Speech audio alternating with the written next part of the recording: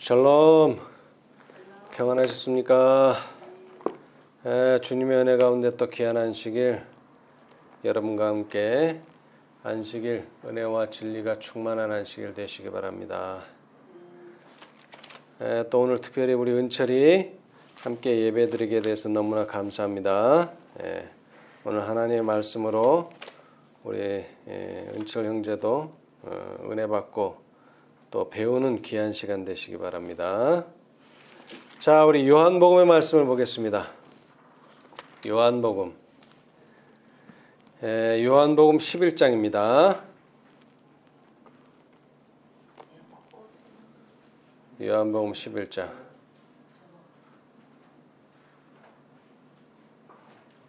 자, 우리 요한복음 11장 1절부터 제가 한번 읽어보겠습니다.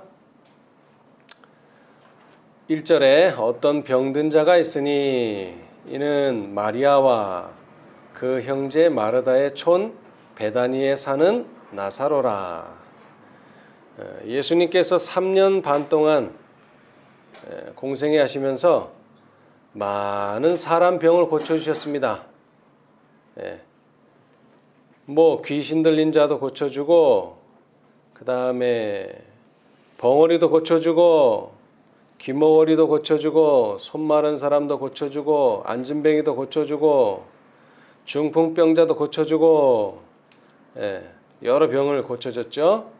자, 그런데 오늘 우리가 보는 이 나사로는 좀 특이한 경우입니다. 왜냐하면 나사로가 병이 들었어요. 자, 그런데 예수님께서 오시면은 당장에 고쳐줄 수 있는 상황입니다.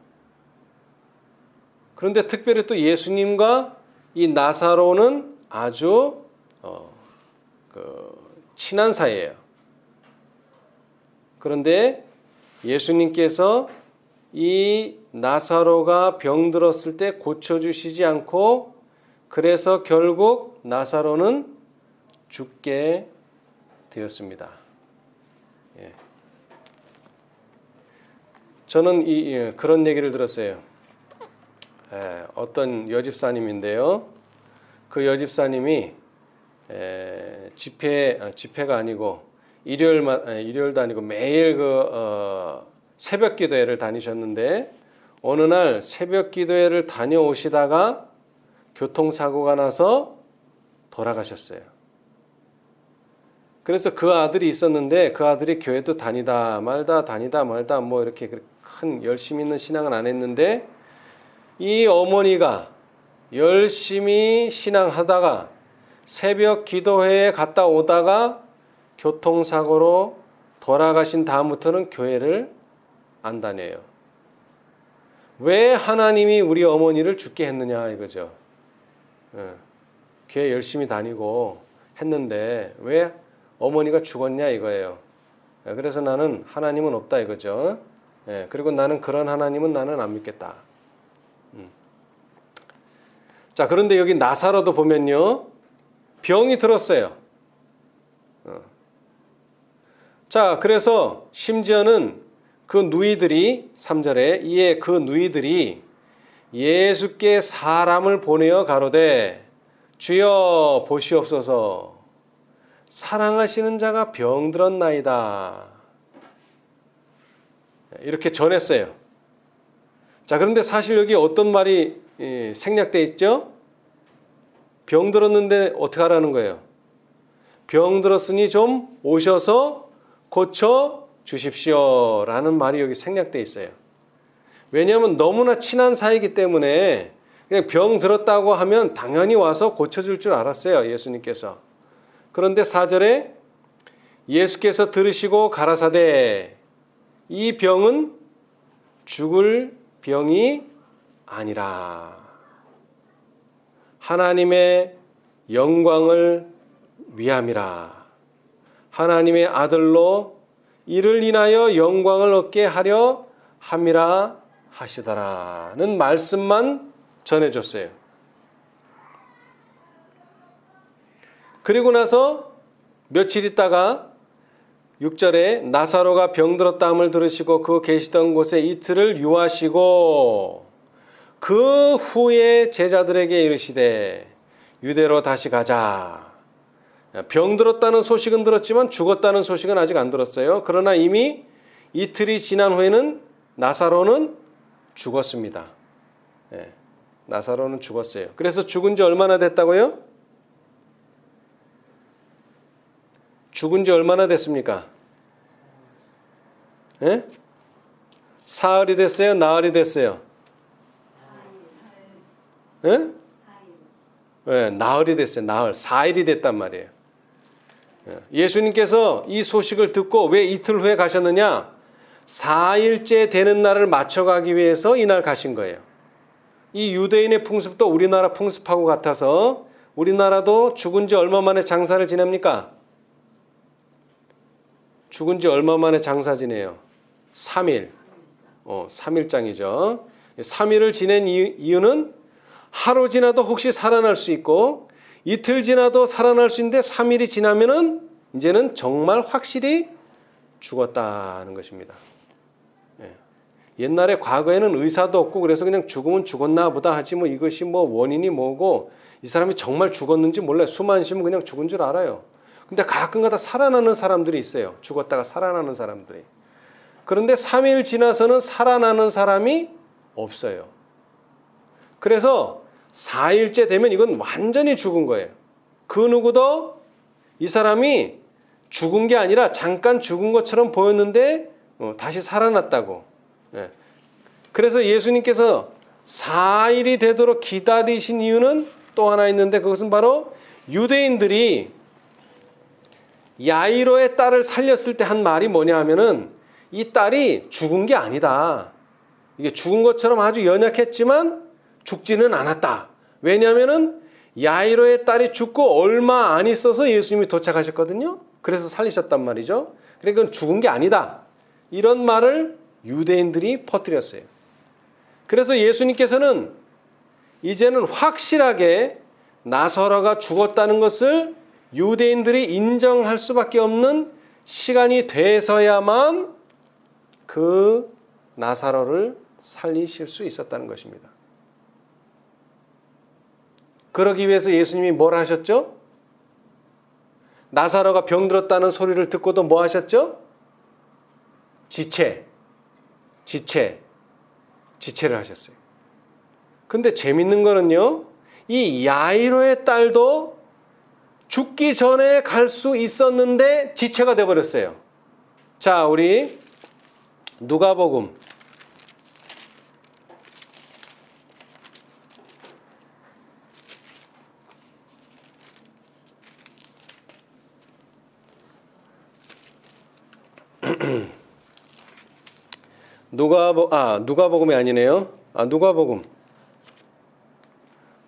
8장 49절. 8장. 누가복음 8장. 이 야이로의 딸을 살리기 위해서 야이로가 예수님 앞에 갔죠. 그래서 우리 딸이 죽게 되었으니 좀 와서 우리 딸을 살려달라. 그래서 지금 어디로 가고 있어요? 그 야이로의 집으로 가는 길에 누구를 만났어요? 가는 길에. 누가복음 8장.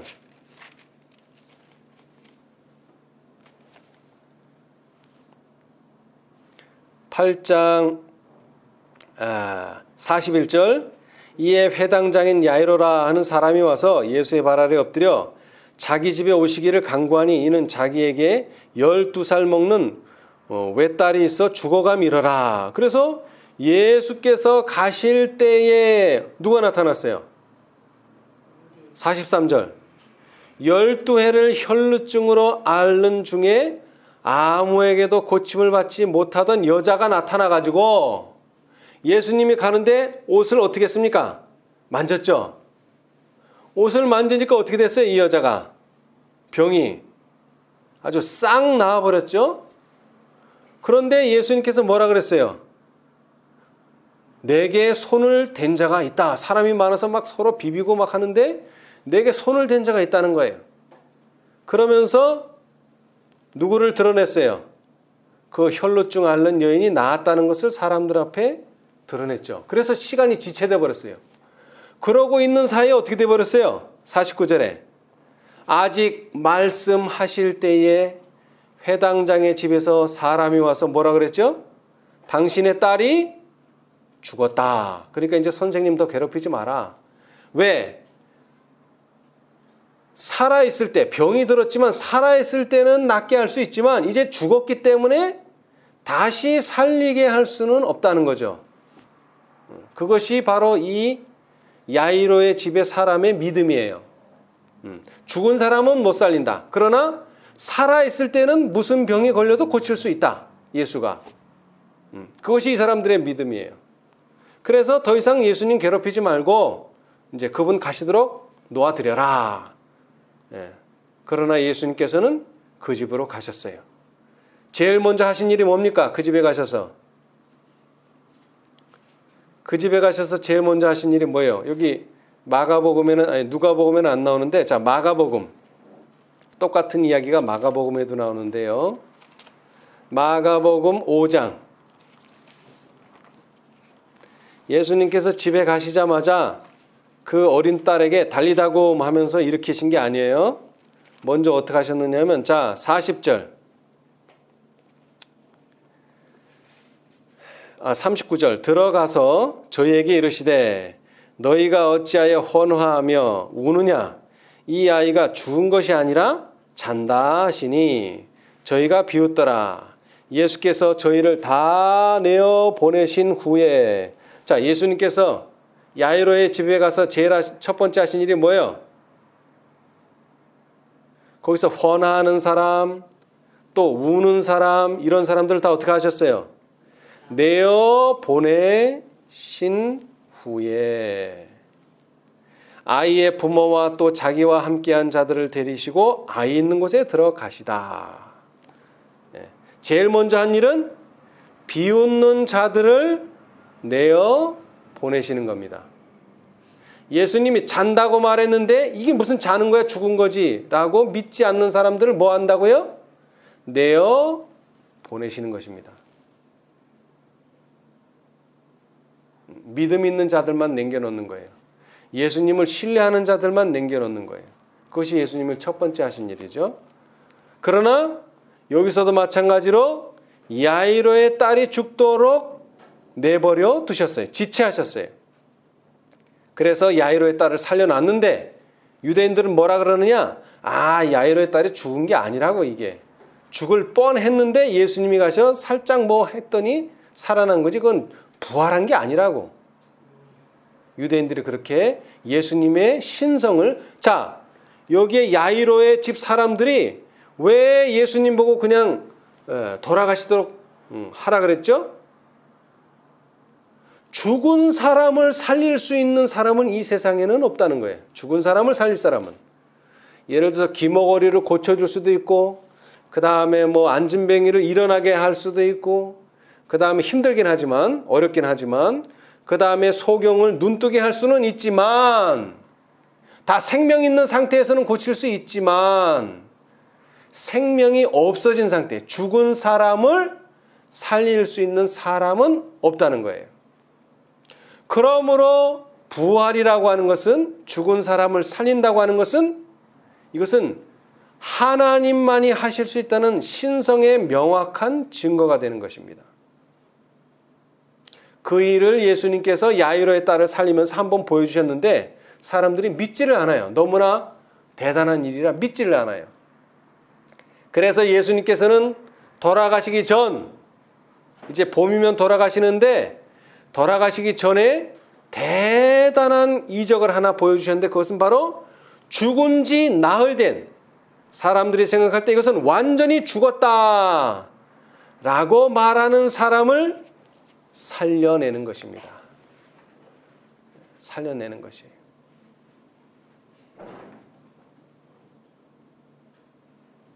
이것은 기적 중에 기적입니다. 자, 그런데 이 기적은 야이로 같은 어떤 유대인에게서 일어나는 일이 아닙니다. 이것은 누구한테서만 일어날 수 있습니까? 이 기적은 누구한테서만 일어날 수 있어요? 예수님과 가까운 사이에서만 일어날 수 있는 일입니다. 아무나 살려주시는 게 아닙니다. 살려줄 수 없어서가 아니라 살려주더라도 그러한 능력을 이해하고 깨닫는 사람이 드물다 이거예요. 그러나 누구는요, 예수님과 친분이 있는, 예수님을 신뢰하는, 예수님 곁에 있는 사람들은 그 부활을 감당할 수 있다는 것입니다. 예. 자, 그런데 예수님께서는 이 마리아와 마르다가 우리 오라비가 병들었으니 와서 고쳐주십시오 라고 말했을 때에 그래 고쳐줄게 하고 그런 좋은 결과를 바랬지만 안타깝게도 예수님께서는 이 병은 뭐 할 병이 아니라 그랬죠? 죽을 병이 아니라는 말밖에는 들은 것이 없어요. 병을 고침을 받지 못했어요. 그래서 시간이 지나고 결국 병이 중해져서 이 나사로는 죽게 됐어요. 자, 그러나 이 마르다와 마리아는 믿음이 있는 사람이기 때문에 예수님을 원망하지 않았습니다. 그래도 믿음이 있는 사람이에요. 그러나 예수님이 바라는 믿음은 어떤 믿음입니까? 예수님이 바라는 믿음은 그저 원망하지 않는 정도로 끝나는 믿음이 아니죠. 무슨 믿음이라고요?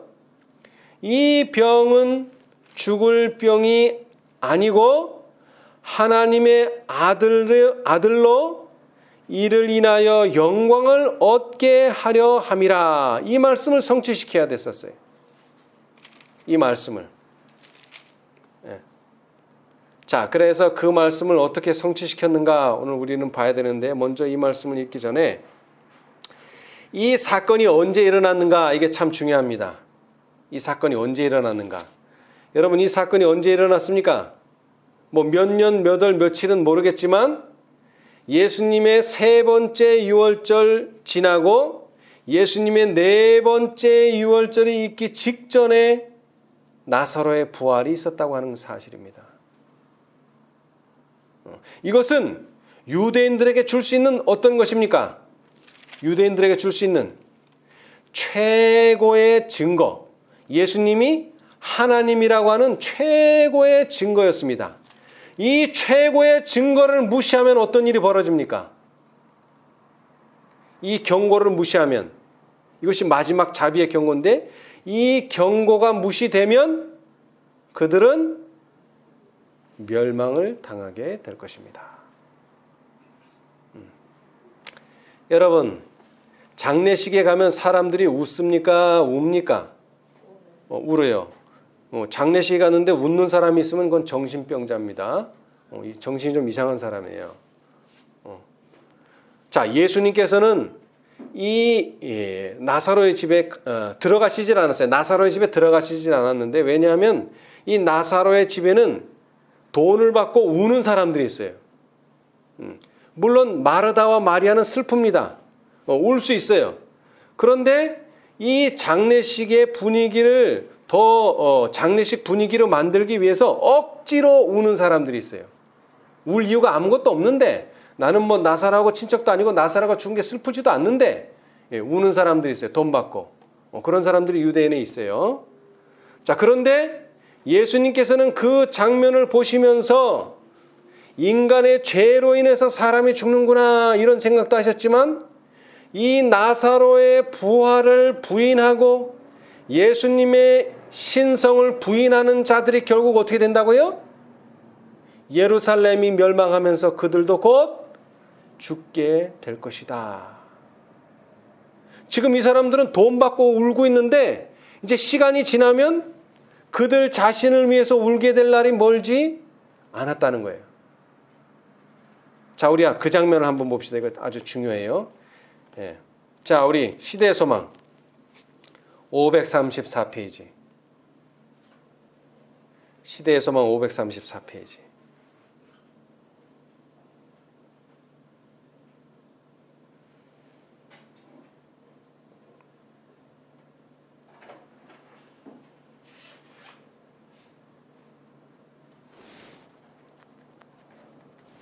533, 534페이지. 좀 긴 내용인데 좀 읽어보겠습니다. 자, 우리 구속의 역사 823페이지. 자, 오른쪽 첫째 단입니다. 그러나 예수께서 우신 것은 다만 마리아와 마르다를 동정하는 인간적인 동정심 때문만이 아니었다. 그분의 눈물에는 하늘이 땅보다 높은 것처럼 인간적인 슬픔보다 더 높은 슬픔이 있었다.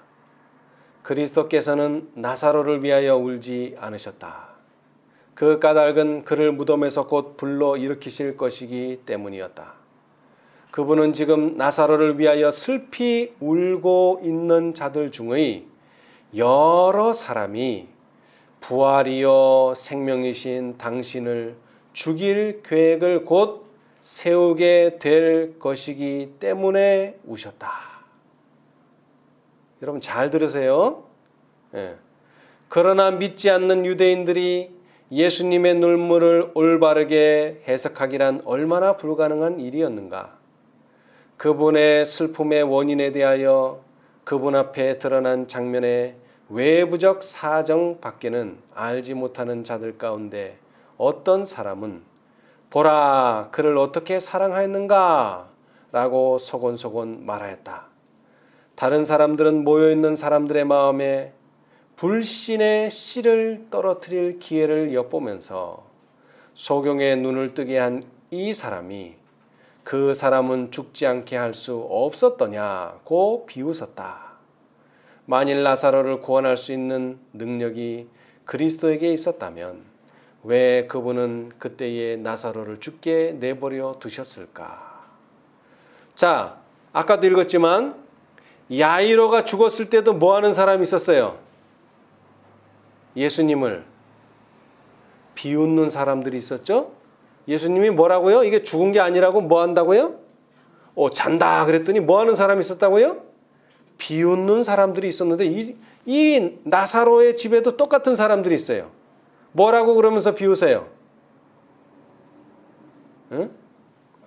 야, 이 나사로를 얼마나 사랑했는가. 그런데 왜 살려주지 않았는가.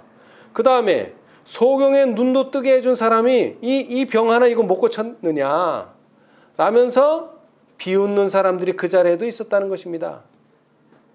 그런데 예수님은 바로 그 비웃는 자들을 위해서 눈물을 흘리고 계셨어요. 자, 그 다음 예언적 안목으로 그리스도께서는 바리새인들과 사두개인들의 증오심을 보셨다. 그분께서는 그들이 당신을 죽이기 위하여 계획하고 있는 것을 아셨다. 그분은 지금 겉으로 매우 동정하는 듯이 보이는 자들이 얼마 안 있어 희망의 문과 하나님의 도성의 문을 스스로 닫으리라는 것을 아셨다. 그분께서 욕을 받으시고 십자가에 못 박히시는 상황이 발생하려고 하였는데 그 결과로 예루살렘은 멸망하게 될 것이요. 그때에 아무도 죽은 자를 위하여 슬퍼하지 않을 것이다. 예루살렘에 다가올 징벌이 그분 앞에 분명하게 그려졌다. 그분께서는 예루살렘이 로마의 군대에 의하여 포위당하는 것을 보셨다. 그분은 지금 나사로를 위하여 울고 있는 많은 사람들이 그 도성이 포위될 때에 죽게 될 것이며 저희의 죽음에는 희망이 없을 것을 아셨다. 그리스도께서 우신 것은 당신 앞에 전개되는 장면 때문만이 아니었다. 각 시대의 모든 슬픔의 무거운 짐이 그분 위에 놓여졌다. 그분은 하나님의 율법에 대한 범법의 무서운 결과를 보셨다. 그분께서는 아벨의 죽음에서 시작하여 세상 역사에는 선과 악의 투쟁이 간단없이 계속되어 왔음을 보셨다. 미래를 내다보실 때에 그분은 고통과 슬픔, 눈물과 죽음이 사람들의 운명임을 보셨다. 각 시대와 각 나라에 사는 인간 가족들의 고통으로 말미암아 그분의 가슴은 찢어지는 듯하였다. 죄 많은 인간의 재난은 그분의 심령을 무겁게 짓눌렀고 그분이 그들의 모든 고통을 덜어주려고 하셨을 때에 그분의 눈물샘이 터졌던 것이다. 예. 여러분, 예수님께서 누구를 위해서 눈물을 흘려주셨습니까? 예수 믿는 자들을 위해서요? 아니요. 그들은 눈물을 흘릴 필요가 없어요. 왜? 그들은 죽었으면 부활할 것이요 살았으면 영원히 살 것이기 때문에 그들을 위해서는 눈물을 흘리실 필요가 없어요. 그러면 누구를 위해서 눈물을 흘리셨어요? 수고하고 무거운 짐을 졌지만 그 짐을 예수님께 맡기지 않으므로 그들 스스로 죽음을 택한 모든 살아날 수 없는 사람들을 위해서 예수님께서는 깊은 눈물을 흘려주셨어요.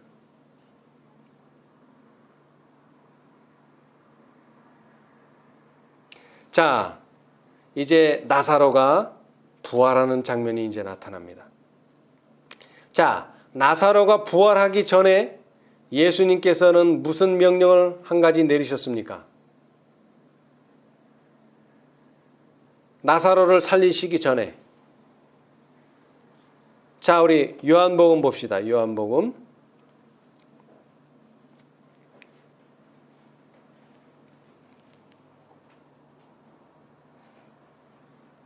39절, 11장 39절. 예수께서 가라사대 돌을 옮겨 놓으라. 이것이 예수님의 요구 조건입니다. 돌을 옮겨 놓으라. 여러분, 예수님이 능력으로 돌을 옮기실 수도 있어요. 예수님의 능력으로 돌을 옮겨 놓으실 수 있어요. 그런데 돌을 옮겨 놓으라라고 사람들에게 말씀하셨어요. 자, 왜 그러셨을까요? 예수님이 돌을 옮겨 놓을 능력이 없어서 돌을 옮겨 놓으라는 게 아니라 사람이 할 수 있는 일은 사람이 해야 된다고 하는 것입니다. 하나님이 모든 것을 다 해주시지는 않습니다. 우리가 해야 될 일이 있고 우리는 할 수 없지만 누가요? 하나님만이 해주실 수 있는 일이 있어요. 나사로가 부활하려면 사람의 몫이 있다는 것입니다. 하나님의 몫도 있고, 하나님의 몫은 뭐예요? 그 죽은 자의 시체에, 그 죽은 마른 뼈에게 생기를 불어넣는 일은 이건 하나님밖에 할 수 없어요. 그러나 우리는 뭐는 할 수 있어요? 그 죽은 사람이 살아났을 때 돌을 굴릴 힘이 없기 때문에 많은 사람들이 도와서 그 돌을 옮겨 놓아서 그 사람이 살아났을 때 걸어 나올 수 있도록 하는 일은 인간이 해야 된다고 하는 것입니다. 자, 우리 시대의 소망 534페이지, 구속의 역사 824페이지 왼쪽 단 첫 번째 문단 위에서 이에 예수께서 다시 속으로 통분히 여기시며 무덤에 가시니 나사로는 바위 동굴 속에 안치되어 있었으며 그 출입구는 큰 돌로 막혀 있었다. 그리스도께서는 돌을 옮겨 놓으라고 말씀하셨다. 마르다는 그분께서 시체를 단지 한 번 보고자 하시는 것으로 생각하고 장사한 지 나흘이나 지나 시체가 벌써 썩기 시작했다는 말로써 거절하였다. 나사로를 부활시키기 전에 한 이 말은 그리스도의 원수들에게 기만을 당했다고 말할 수 있는 여지를 주지 않았다. 지난번에 바리새인들은 하나님의 능력이 가장 기이하게 나타난 데 대하여 거짓 소문을 퍼뜨렸다. 야이로의 딸을 살리실 때에 그리스도께서는 이 아이가 죽은 것이 아니라 잔다고 말씀하셨다. 그녀는 다만 잠깐 동안만 알았으며 죽었다가 곧 살아났으므로 바리새인들은 그리스도께서 친히 그녀가 다만 잔다고 하신 것처럼 그 아이가 죽은 것이 아니었다고 선언하였다. 바리새인들은 그리스도께서 병을 고칠 수 없으며 그분의 이적에는 부정행위가 있었던 것처럼 나타내려고 애썼다. 그러나 이번 경우에는 나사로가 죽었다는 사실을 부인할 사람은 한 사람도 없었다. 예, 부인할 사람이 없어요. 자, 그 다음 주께서 어떤 일을 행하려고 하실 때에 사단은 사람들을 움직여서 반대하게 한다. 여러분, 하나님께서 하나님의 역사를 하려고 하면 꼭 누가 방해를 한다고요? 사단이 방해를 합니다. 사단이. 자, 지금도 마찬가지죠. 돌을 옮겨 놓으라. 그러니까 네 하고서 옮겨 놨어요? 아니요. 말하다가 뭐라 그랬어요? 지금 벌써 장사한 지 나흘이나 돼서 시체가 벌써 썩기 시작했으니까 이거 돌 치우면 냄새밖에 더 날 것이 없습니다. 근데 뭐하러 돌을 옮깁니까? 예, 그러면서 반대를 한 거죠. 돌을 옮겨 놓으라고 그리스도께서 말씀하셨다. 가능한 한 내가 일할 수 있도록 길을 준비하여라. 이것이 돌을 옮겨 놓으라는 말과 똑같은 말입니다. 예수님께서 오시기 전에 누가 길을 준비했어요? 침례 요한이 길을 준비했어요. 마찬가지로 나사로가 살아나는 이 놀라운 기적을 위해서 우리 인간들이 해야 될 일이 있는데 그것은 돌을 옮겨 놓는 것 또는 그분이 일하실 수 있도록 길을 준비하는 것이다. 준비는 우리가 한단 말이에요. 예수님이 오시도록 하는 준비. 그러나 마르다의 적극적이며 지기 싫어하는 성질은 그 주장을 고집하였다. 마르다는 썩고 있는 시체를 보이고 싶지 않았다. 인간의 마음은 그리스도의 말씀을 빨리 깨닫지 못한다. 따라서 마르다의 신앙은 그분의 약속의 참뜻을 깨닫지 못하였다. 그리스도는 마르다를 책망하셨지만 그분의 말씀은 아주 부드러웠다. 예수께서 가라사대 내 말이 내가 믿으면 하나님의 영광을 보리라 하지 아니하였느냐? 왜 그대는 나의 권능을 의심하는가?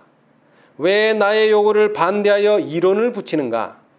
그대는 내 말을 이미 들었다. 이미 그대가 믿으면 하나님의 영광을 보리라. 자연의 불가능이 전능하신 하나님이 하시는 일을 막을 수 없다. 회의와 불신은 겸손이 아니다.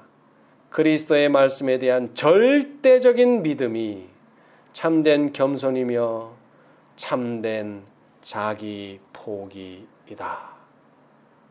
아멘. 여러분, 예수님께서 누구를 살리셨다고요? 죽은 사람을 살리셨습니다. 죽은 사람. 어떻게 살리셨어요? 죽은 사람을 어떻게 살리셨죠? 나사로야 나오라 라는 말씀으로 살리셨습니다. 여러분, 나사로가 부활했지만 늙어서 어떻게 됐을까? 나사로가 죽었어요. 그래 지금 뭘 기다리고 있어요? 나사로도 예수님의 음성에 의해서 부활할, 예수님의 나팔에 의해서 부활할 그 부활의 날을 기다리고 있어요. 그런데 특별히 14만 4천인에게 주어진 특권은 무엇입니까? 살아서 예수를 만나게 된다는 것입니다. 그런데 지금 우리 가운데는 죽은 사람들이 있어요. 근데 그 사람들이 어떻게 된다는 거죠? 특별한 부활에 의해서 그들이 예수님 오시기 전에 다시 살아나서 예수님 오실 때는 살아있는 상태로 예수님을 만나게 된다는 것입니다. 그런데 여기서 우리 한 가지 중요한 사실이 하나 있는데요. 우리의 품성은 언제 변화될 것인가 하는 것입니다. 우리의 품성이 변화되지 않고서는 하나님을 만나고 싶어도 만날 수가 없습니다. 그러면 우리의 품성은 언제 변화될까요? 그건 모릅니다. 몰라요. 그 시간은 우리가 몰라요. 그러나 우리는 뭘 믿고 있습니까? 그렇게 될 것이라는 약속의 말씀을 믿고 있는 것이죠. 예. 자, 예수님께서 우리에게 질문하십니다. 내 말이 내가 믿으면 하나님의 영광을 보리라. 계시록 18장이 뭐라고요? 그의 영광으로 땅이 환하여 지더라. 거기도 영광이 나와요. 여기도 영광이 나오고, 이 영광이라는 것은 하나님의 역사가 일어난다는 것입니다. 하나님의 품성이 드러난다고 하는 것입니다. 하나님의 능력이 드러난다고 하는 것입니다. 무엇이 있어야 돼요? 그런 능력이 일어나고 그런 놀라운 이적이 일어나려면 거기는 믿음이 필요하다는 것입니다. 어떤 믿음? 하나님의 말씀을 말씀 그대로 믿는 믿음. 뭐를 하면서? 돌을 옮겨 놓으라라는 말씀을 순종하면서 가지고 있는 믿음이 필요하다는 것이죠. 여러분, 예수님께서 밭의 비유를 드시면서 첫 번째 밭은 길가밭이고 두 번째 밭이 어떤 밭이에요? 두 번째 밭, 돌밭이에요. 돌밭. 그 돌밭에서 돌을 주워내는 사람은 하나님이 되어야 됩니까? 인간이 되어야 됩니까? 하나님은 절대로 우리 마음에서 돌을 제거해 주시지 않습니다. 왜? 그거는 인간도 할 수 있는 일이기 때문에. 자, 그 다음에 가시덤불에 씨가 떨어졌어요. 그 가시덤불을 제거해야 될 사람은 하나님입니까? 인간입니까? 그거는 인간이에요. 돌을 제거하고 가시덤불을 제거하고 잡초를 제거해야 되는 건 인간입니다. 그러나 그 나무가 심어진 그 식물이 열매 맺게 하는 일은 누가 하실 일이에요? 그거는 하나님이 하실 일이에요. 그러나 그것을 방해하는 것을 제거하는 일은 내가 인간이 해야 될 일이에요. 자, 그래서 우리는 이러한 믿음을 가져야 됩니다. 자, 시대의 소망 762페이지. 여러분, 분명히 우리의 품성이 변화되는 때는 있습니다. 그때가 될 때까지 우리는 인내해야 돼요. 인내.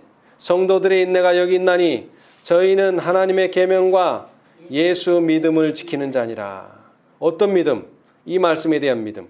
율법은 의, 즉 의로운 생애, 완전한 품성을 요구하지만 인류는 그 요구에 미칠 수 없다. 인류는 하나님의 거룩한 율법의 요구를 충족시킬 수 없다. 그러나 그리스도께서는 인간으로서 지상에 오셔서 거룩한 생애를 사시고 완전한 품성을 개발시키셨다. 그리스도께서는 그것을 받고자 하는 모든 자들에게 값없이 선물로 주신다. 여기에 대한 믿음이 있어야 돼요. 그분의 생명은 사람들의 생명을 대신하신다. 그리하여 그들은 하나님의 관용을 통하여 과거의 죄를 용서받는다. 뿐만 아니라 그리스도께서는 하나님의 속성을 사람들에게 불어넣으신다. 그분은 인간의 품성을 거룩하신 하나님의 품성을 따라 형성하여 영적인 힘과 아름다움을 지닌 훌륭한 건물이 되게 하신다. 그리하여 바로 이 율법의 의가 자기를 믿는 자에게서 성취된다. 하나님께서는 자기도 의로우시며 또한 예수 믿는 자를 의롭다 하실 수 있다. 아멘. 여러분, 이 믿음을 가지시면 우리는 분명히 죽었던 나사로가 살아났던 것처럼 예수님의 그 놀라운 품성이 우리의 생애 가운데서 나타나게 될 것입니다. 그런데 그런 일을 하기 위해서는 내가 완전히 죽을 때까지 인내해야 돼요. 그 다음에는 돌을 옮겨 놓아야 돼요. 하나님께서 일하실 수 있는 준비를 해놔야 돼요. 하나님의 역사를 방해하는 장애물들을 우리 손으로 제거해야 돼요. 그러기 위해서 우리는 겸손히 하나님의 계명과 예수 믿음을 지키는 자가 되어야 됩니다. 오늘 우리 다 연약한 상태, 또 충분하지 못한 상태지만 하나님께서 예비하신 대로, 하나님께서 계획하신 대로 우리 모두 그 길을 따라가서 하나님이 우리를 정말로 영원한 삶으로 인도하시는 그 영생에 이르는 날이 올 때까지 인내하시고 또 순종하셔서 이 놀라운 특권, 특별히 14만 4천인의 특권을 누리게 되는 저와 여러분이 되시기를 간절히 바라면서 말씀 마치겠습니다. 감사합니다.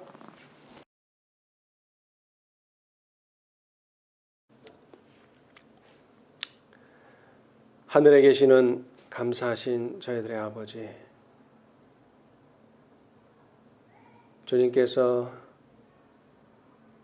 나사로라고 하는 참으로 친구와 같은 벗이 죽어갈 때에 이 병은 죽을 병이 아니라 라고 말씀하시며 이것은 하나님의 아들의 영광을 위하여 허락하셨다고 하셨습니다.